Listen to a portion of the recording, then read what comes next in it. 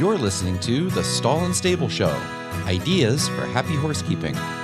Outfitting today's stables is not as simple as it once was. That's because the options for comfort and safety have tripled in the last decade.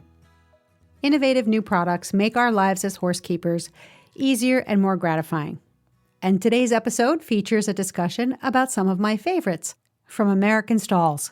So listen in. Hey, listeners, welcome back. It's actually Tuesday, May 2nd. This was supposed to be Wednesday, April something or other. But it's spring, and I have 3 horses, and it's cold and windy, but those horses need to be worked. And we have 2 properties, and I have consulting clients, and I'm a one-woman show. So here we are. I'm your host, Helena Harris.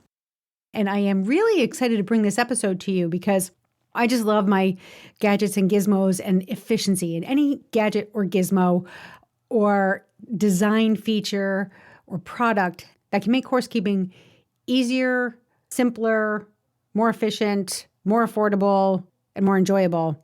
That's why I do this podcast. I love this stuff. And I'm so glad that I have a partner in crime, Yash Balisaria, who is the CEO of American Stalls, our title sponsor. Why are they our title sponsor? Number one, they provide outstanding service. And no matter what advice I give you or any of my clients, I'm always going to say it's either going to be the number 1 or number 2 piece of advice I'm going to give to any business owner, any barn owner, and even you're a private farm owner.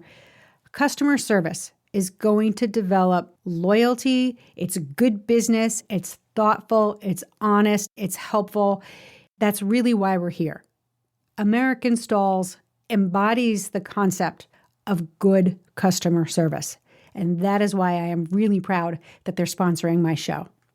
Yash likes to geek out on the steel side, the metals, the engineering. I like to geek out on the problem-solving part of their product lines.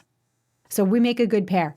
But we're going to talk about a couple of things today, some products that have been around for a while, some that are new, but they're my favorites. And if I were going to outfit a new barn today or retrofit a barn today, these are some of the products that I would select. And yeah, I will be outfitting a new barn or retrofitting a barn in the very near future. So I'm paying very close attention to what Yash has to share with us. Welcome back, Yash. I am happy to have you on Stall and Stable once again. It's always a pleasure, Helena. It's great to see you again. We're going to talk about some things that piqued my interest in the last couple of months. As barn design and farm design evolves to better meet the needs of our horses, some things are changing, and we're looking to be more innovative about not only how we build our barns and how we lay out our farms, but what we put inside of them. And so I'm always looking, to build a better mousetrap. How can we do things better, safer, easier?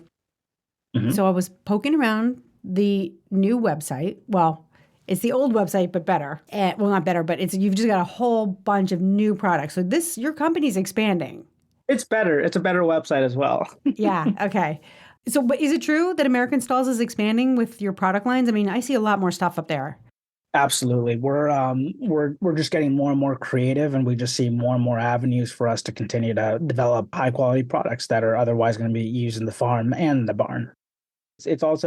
It's tough to stay disciplined as well, though, to make sure that we're not doing everything. We want to make sure we still are selective about the things that we do and do them exceptionally well. So then when folks do come to us, they know that they're getting the highest quality products. It's not just that we're a one-stop shop for everything, but we're being very selective about the products that we want to develop and make sure that we're only developing them when we actually have a competitive advantage and really providing value that I think our clients couldn't get somewhere else. And that makes sense. And that's what got me excited about some of the stuff we're going to talk about today, because when you do go up to the website and you click on the Shop by Products tab, front and center is equine flooring. And for me, watching my horses behave, working with them, one of the things I know that makes a horse feel better, if you're more confident and more relaxed, is when they have a good grip. Horses don't like to slip and fall, because in the wild, that means they're dead. And I know that sounds like a stretch, but when you can provide good traction inside a barn, it makes working with the horse a lot easier because they're relaxed. So I want to talk about a couple of things. These are products that Some have been around for a little while in various shapes and forms. Others are brand new. So let's start by talking about horse stall mattresses. That seems like a true luxury item, but it's not. It provides a real benefit to the horse. Tell us about the horse stall mattresses that you guys provide. Yeah, they're not so much a luxury, although the price tag makes them a little bit more expensive than what they're most often compared to is interlocking rubber mats. But a mattress system, what it is if folks are used to an interlocking rubber mat, and for visual standpoint, think of a 12 by 12 stall. And usually a 12 by 12 stall will have six separate 4 by 6 rubber mat sections that then kind of interlock like a puzzle. And those are usually 3/4 inch thick, and that's about it. Some of the downsides of an interlocking rubber mat system is what the mattress system then helps really kind of deliver. And that kind of goes in a couple of things. So one is interlocking rubber mats, although they do provide more comfort than, let's say, just concrete or natural substrate and then bedding on top, there's still some comfort and there's still some additional padding that can be provided. Number two is the issue of biosecurity, is where you have a ton of crevices because it's in a puzzle-like orientation. So when you have those interlocking pieces in those sections, you have the tendency of liquid and other sort of things to get stuck underneath there. So when it comes to the mattress, it kind of solves both of those things. So what the mattress is, for folks who are not aware of what it is it's a 2 to 3 inch thick mattress section that is then filled with essentially rubber crumb, but it's in a vacuum sealed kind of like a tube, like essentially it's a tube. It looks like a tube, but then it's multiple tubes in a 4 by 6 section. So similarly to an interlocking rubber mat system where you're going to have 6 separate pieces, you're going to have the same thing here on the mattress system where you're going to have 6 separate 4 by 6 mattress pads that go underneath the actual top cover. So whether you have concrete or a natural substrate, you're going to put those 6 sections. And then on top of it, you're actually going to just put one seamless cut to fit. It's a one seamless top cover that then goes over those 6 sections to make sure that there's no penetration through it. And it's totally impermeable, and there's plastic fasteners that go around in the perimeter that then fasten it to your stall walls. But what we love about the mattress system is, one, biosecurity. Everything stays on top and it's easier to clean. It also kind of decreases your cleaning time because of that, because things your forks and all that stuff are not getting stuck. Oh God, that drives me crazy. Makes me want to poke my eyes out. Exactly. So I mean, reduced cleaning time, and overall, what we see, what clients really love about it, aside from the fact that there's a lot of comfort for the horses. Sometimes, if you put them in a different regular stall, they're usually not lying down or really feeling at ease. But with these mattress systems, they really feel comfortable, and they're really able to just decompress and relax and rest. So it provides some relief to the tendons and the ligaments sort of standing around. I mean, it's like one of those mats that you have at the kitchen sink, or if you're a chef or something, it just relieves a lot of that tension on your soft tissues. Absolutely nailed it. It's kind of like high fatigue mat that we use in our kitchens, but even thicker in terms of how it's kind of built out. And, I'd say the last benefit is just overall bedding costs as well, right? Because the mattress system is so thick, we see clients, and I don't know the numbers off the top of my head, but if most guests can go on our website and they can see an actual research study done by the manufacturer, Stable Comfort, and they can actually see the bedding cost and how that gets sharply decreased. So you almost recoup your money in your investment. Although it's a higher upfront cost compared to an interlocking rubber mat system, you really do recoup your investment pretty quickly. I have to say that when I first heard of stall mattresses coming on the market, I thought, well, that's a luxury I can't afford. And who really needs that? And my horses are out 24/7. They can come and go into their stalls. They're not really stabled for very long. What use could I have for an anti-fatigue mat, essentially? And what I have found is that even though my horses can come and go, they do spend a fair amount of time in their stalls. It's a place where all 3 horses can congregate together. They're separated, so they're not in one space. They each have dividers. So they do like to come in when it's too hot, when it's too buggy, when it's too windy, when it's raining.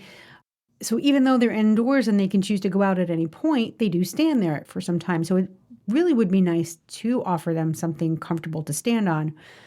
The other thing I found is they lay down there more so than they do outside.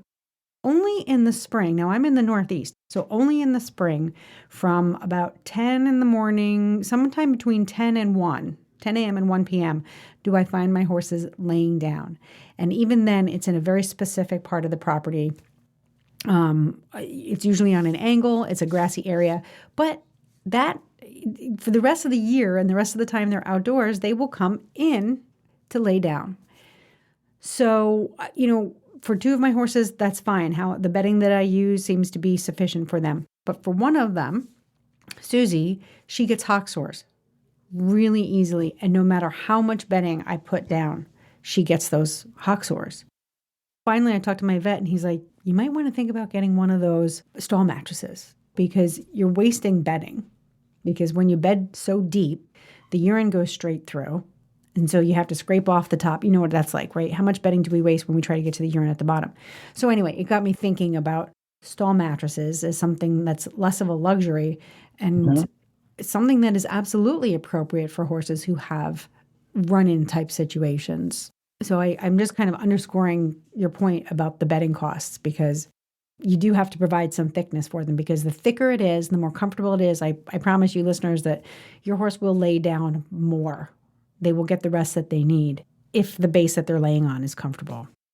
Big time. And Helena, it's kind of when you think of a stall mattress system, right? It's kind of a funny play on words because I think lots of folks they haven't even seen the product. So they can't even visualize really what it looks and feels like. If that's the case, obviously if you're competing down at WEC and Ocala, they all have mattresses in every system over there, in every stall system over there, and they've done a great job with that. But if clients ever need a sample just to really touch and feel the product, we actually, on a lot of our projects, we will just send folks samples of both the mattress, the top cover. There's actually a premium pad too for horses that might have a little bit more arthritis and some other joint issues. So there is an additional premium version of this system, but we see that 95% of clients will just stick with the standard system. But we're always happy to send out samples, and it's just so important to touch and feel it. And then the last thing for folks listening to know is that I do understand that all this stuff comes with a cost, right? And when it comes to a barn and a farm, it seems like it's one expense after another. So one of the coolest things about mattress systems is if you did just build a new barn, or let's say you're not in the position right now to renovate the barn with the mattresses that you might want, you can always do them later down the line. It's not something that you need to structurally plan for. Although in some cases the stall base is built with limestone or clay. In some cases, there needs to be some excavation work to build a leveled, tamped base for the mattress to go on. But I would say in about 80 to 90% of cases, it's really just a easy renovation addition or an addition to a new barn. Who does the install? That's where we recommend clients hire a good GC. In most horse-heavy zip codes, we'll usually have general contractors that we can recommend who might have experience with the product. But one of the biggest, and I'm glad you asked that, is because the warranty is actually predicated on the installation, making sure that the installation is done correctly. But we have really helpful installation videos, in-depth guides, and then our folks are always available on call as questions arise. So, but you recommend a professional install? Correct. Yeah. Correct. Let's say someone does want to retrofit existing stalls. If they have concrete base, Yes. concrete flooring, do they need to do anything? Nothing. Okay. But if they have a dirt or clay or crushed stone, and the biggest thing is you just want to make sure everything is leveled and tamped. is level, okay. And that's the biggest thing, is because if you have any variances in the gradation, that's where you'll start to see, because there's 6 different, and I'm speaking for a 12 by 12 system, by the way. If listeners will have a 14 by 14 or a 12 by 20 stall, there'll be additional components being used. But in most cases, let's say 12 by 12 stall, those mattresses won't lie flat. And once you have the top cover installed, the issue will become is that you'll have more areas that are lumpy because the base is not leveled and tamped. Okay. So, okay. But because it's a seamless top cover, once you level the substrate, the base, you're not going to get, will you get waves in the mattress or will it stay pretty consistently even? It will stay pretty consistently even. And I think the only thing that folks really run into is usually from what we see is the lifespan of the product is probably 14 to 20 years, depending on how well you maintain it. But the only maintenance that we see is every maybe 4 to 5 years, we see clients that need to uninstall the plastic fasteners and then re-stretch out the top cover just to kind of give it its original shape. And then that usually does the trick. But usually we don't see waves or lumpiness if the installation is done correctly. Okay, great.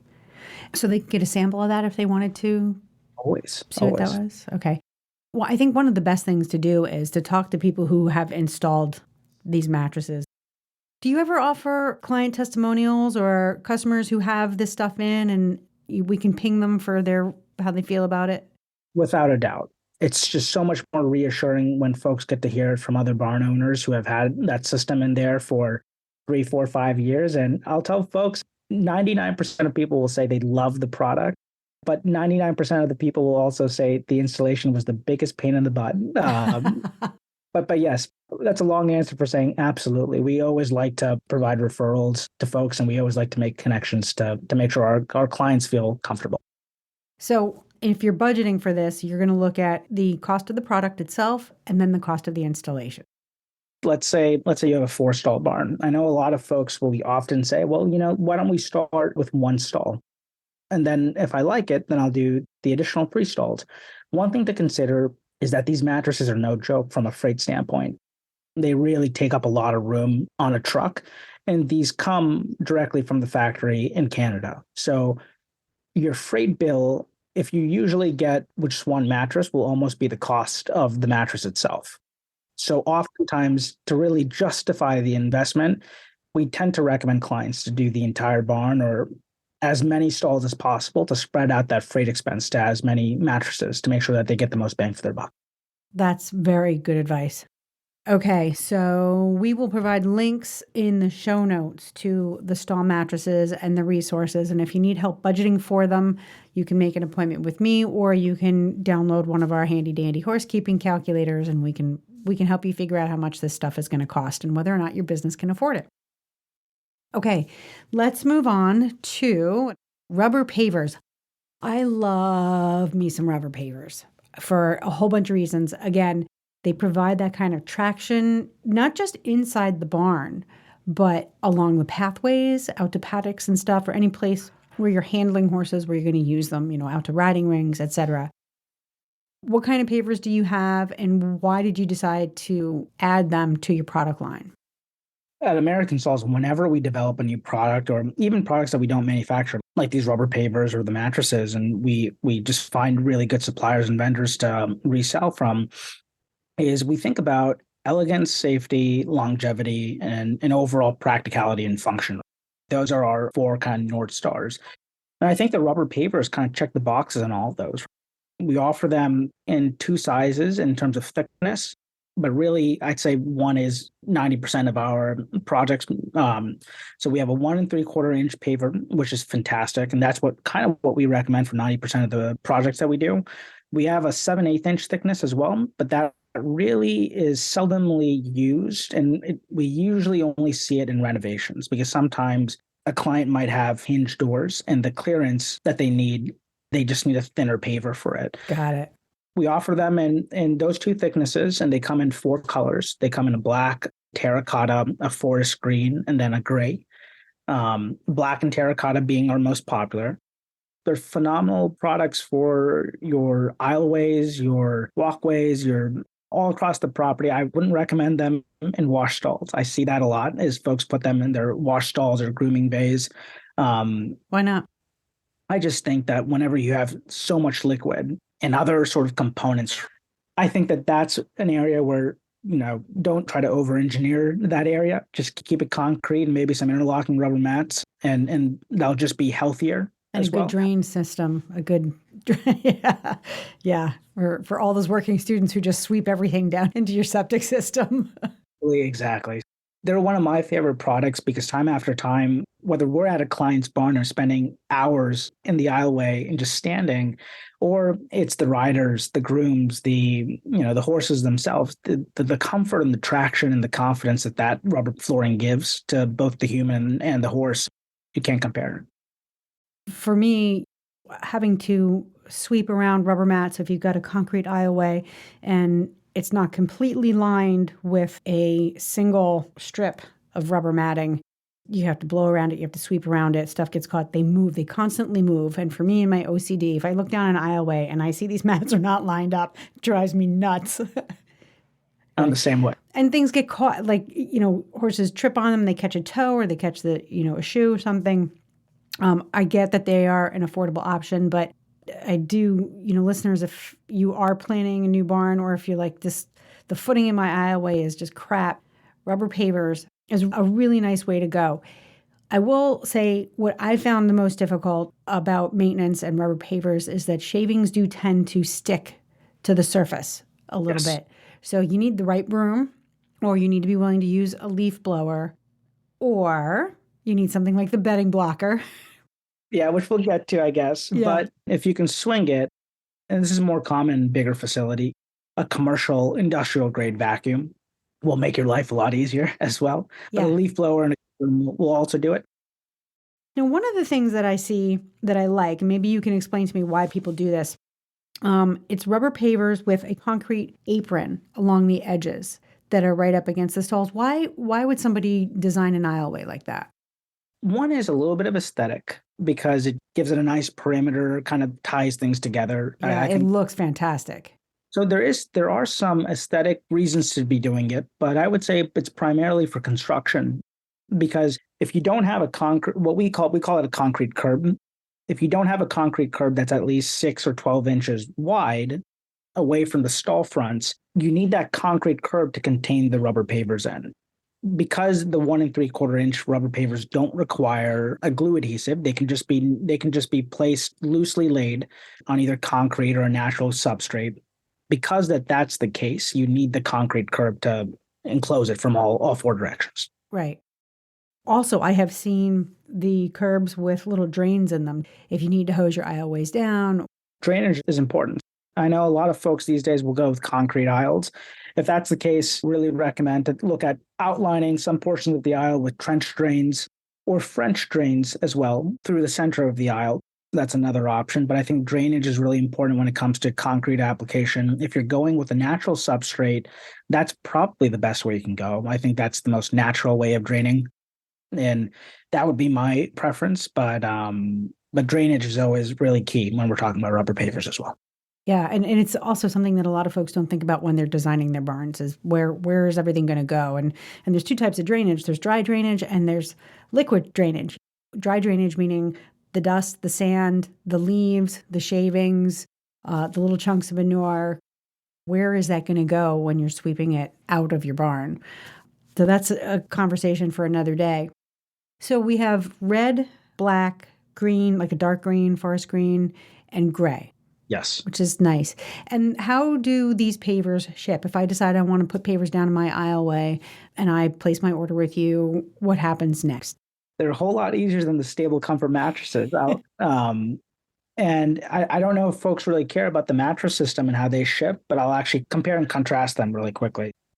The mattresses will come on a flatbed truck, whereas the pavers, depending on the quantity, if it's a small enough quantity, they'll come on an LTL, so less than truckload truck. So if you've ever seen a FedEx freight truck or something similar, like a box truck, it'll come on that. The pavers will come on a pallet, very nicely palletized, really clean, shrink wrapped and everything. And then usually most of our deliveries will include a lift gate as well. So the pavers will be put on this lift gate, which is kind of an elevator for a truck, and they'll be brought down. And that way you can kind of maneuver it around using your forklift or a skid steer on the property. The mattresses, in comparison, there will be some palletized versions for the mattress pads themselves, but the top covers, because they're so large and they're just one piece, those are usually 12-foot long rolls at a minimum. That then need to be forklifted off the flatbed truck. So okay, so that's where your general contractor can help you with the equipment and stuff to get it. That is not a joke. Having the means to remove something that you've ordered from the truck to the ground.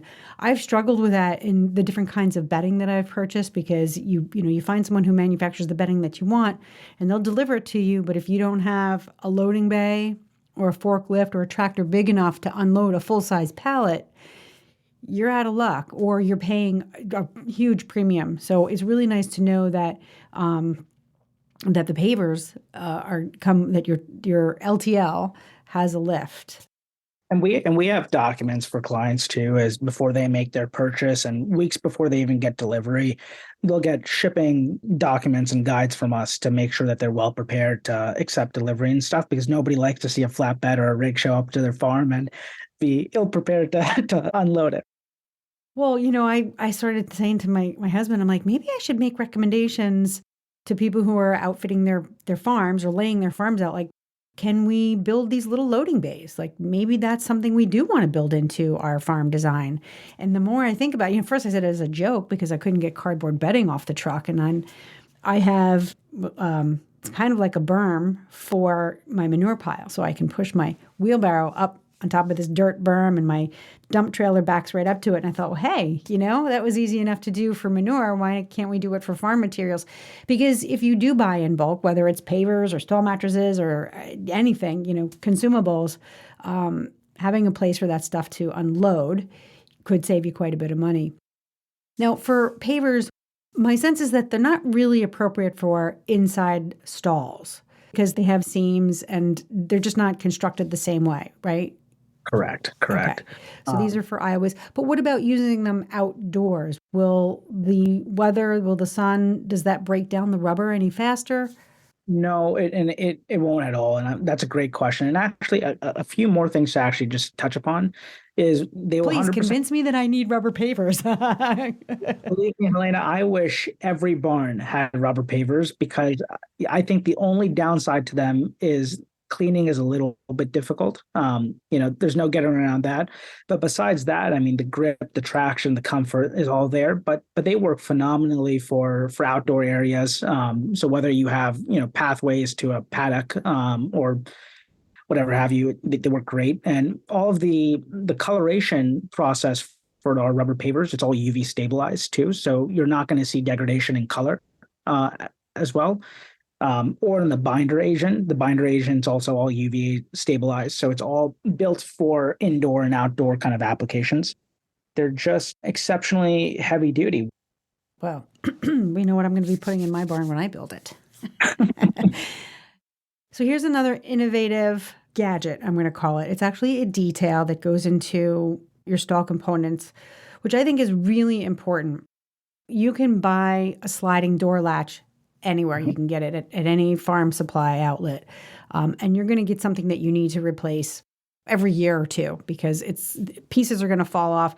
The thing that bothers me about the sliding latches that you can get at your farm outlets is the little plastic rubber safety pieces that are designed to prevent horses from hurting themselves. They fall off within a week, and things rust. And if the steel isn't, if it's not galvanized, it's junk. Mm-hmm. You manufacture, or you sell, I don't know if you manufacture it, but it's a pin lock system, which is easy to use. It's safe. It's tucked out of the way. I have never used one. I've never worked in a barn that had them. So they're intriguing to me, but I don't have firsthand experience. Tell me about the pin locks. First off, we're going to need to change that, Helena. So I might have my team send you a pin latch after this call, but they're just a great product. We manufacture them in-house. They're machined in-house, and all of our hardware and latches are actually machined in-house. But these pin latches, what's so cool about them is a couple of things. When we think about latch systems, we think about, are they easy to use from the rider's perspective? Is it something where a rider can handle that latch without paying attention to it per se? Because you want, as a rider or a handler, you want your full attention to be on the horse when you're turning that horse in and out of the stall. So we think about that. Number one, is it easy to use from the rider? Number two, is it durable in a barn environment? Barn environments are always susceptible to moisture, humidity, and all sorts of liquids And that's why you see a lot of rust in older barns and rotting and wood components. With our latch, we really took that into consideration with the materials. And then lastly is really actually practicality, making sure that the horse can't play around with it and making sure that they can't somehow unlatch themselves. We all have seen plenty of Houdinis who know how to work wonders with latches. So that's part of it, right? And then the last thing being is the form. Is it beautiful? Is it something that you really love looking at? I think we nailed it on all those degrees, and I'll tell you why. So the latch is built using stainless steel and aluminum. There are only two components that we use on it. It's actually almost primarily stainless steel. We only have one little aluminum clip that's used to hold it, but otherwise it's all stainless. So whether it's the actual pin itself or it's the pin receptacle that goes on the door, stainless steel and aluminum both are going to do really well, no matter how much you touch it. So it's going to hold its shape and form over time. Number two is if you feel it, just the weight of it, whether you have a tractor hit it or you have people who are kind of abusing the latch sometimes, boarders or guests in the barn who might not be so savvy with how to maneuver it, it's really durable. And then, sorry, the last thing I want to mention is a lot of latches these days, you see that they're welded on to the stall front. And I think that that's one thing that's troublesome to me because over time, as you have your stalls for 15, 20, 25, 30 years, you want the ability to have easy maintenance on the latch. We're not naive to think that accidents don't happen in the barn. Mm-hmm. And if a latch somehow becomes faulty over time because it got broken or whatever have you, is how do you fix that latch right? If it's welded, you have to bring in a blacksmith to come in, or blacksmith or a welder to go ahead and weld that entire thing off and then somehow incorporate a new latch system. In our case, everything is actually bolt-on construction. So that way, really down the road, if you have any issues with the latch or if something gets damaged in the component, you easily just take it out, you pop out two screws and you put a new latch in and you're good as new. I'm looking at the photos of the on your website. I love the close-up images. So it's really just two basically stainless steel components connected by a chain, and one of the components has like a protruding pin. Yes. And then the latch part is like a sleeve, a cover that goes over that protrusion. So to unlatch it, you simply slide the cover off. Correct. That's right. And how do we prevent horses from opening these?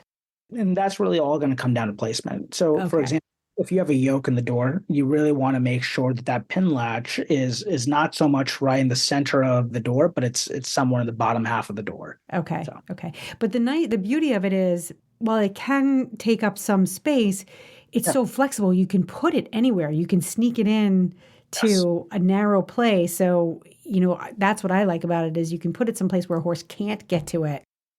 For example, if you're closing the barn down for the night and you're ready to wrap up for the night, you can quickly see down the aisle and you can have a quick visual confirmation that these stalls are in fact secured and latched. I love that. And when I say that the pin piece protrudes, it doesn't stick out past the door frame. It's small enough, which to me makes it safe. But again, it's such a flexible latch system.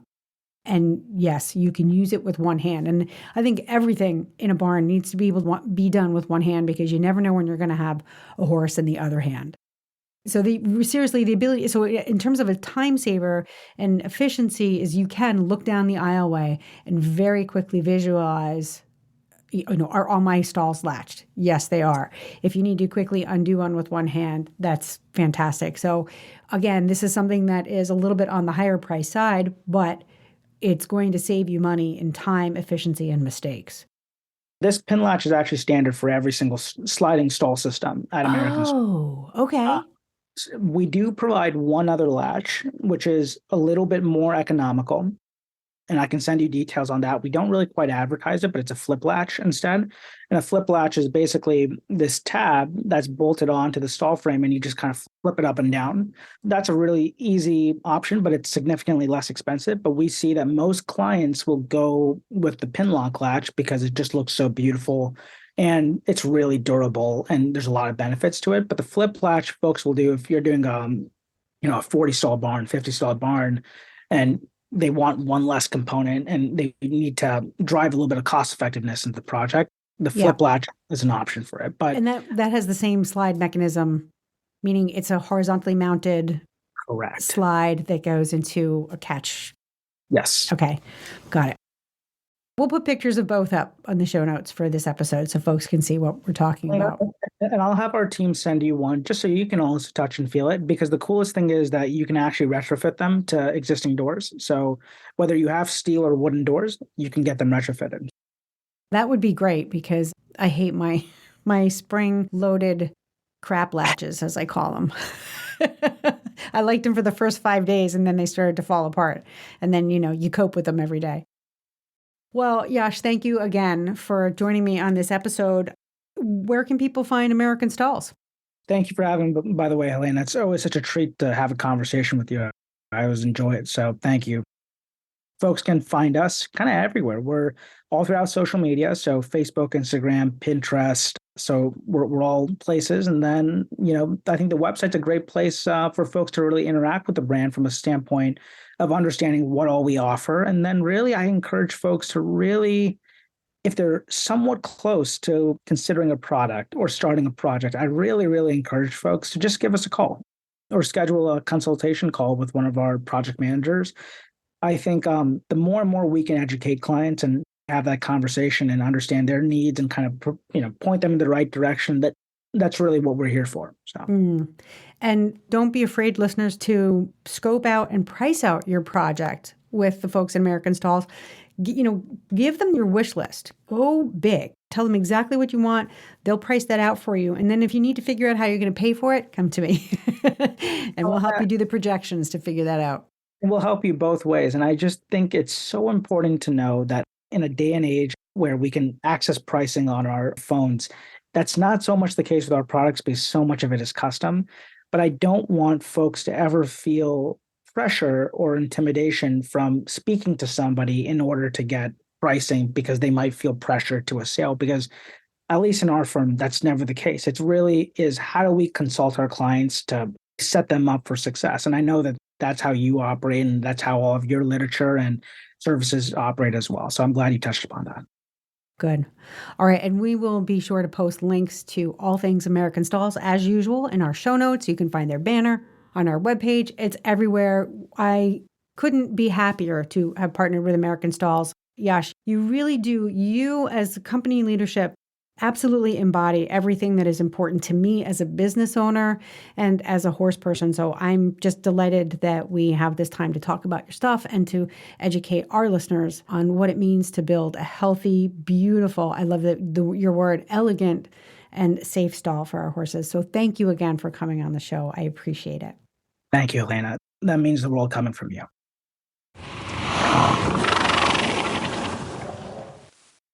Well, thanks, listeners, for following along once again. Next episode, we'll have some updates with what's happening with the gang at Who Hollow. That's Brody, Susie, and Clarabelle. We've been busy up here, and we'll give you some updates on what's happening at Who 2 down in Aiken. If you need some help with your barn or business, go to stallandstable.com and have a look around. If you can't find what you need, send me an email. And if you'd like to learn more about what American Stalls has to offer, in addition to what we talked about today, you can visit them online at americanstalls.com. And that's a wrap for this episode.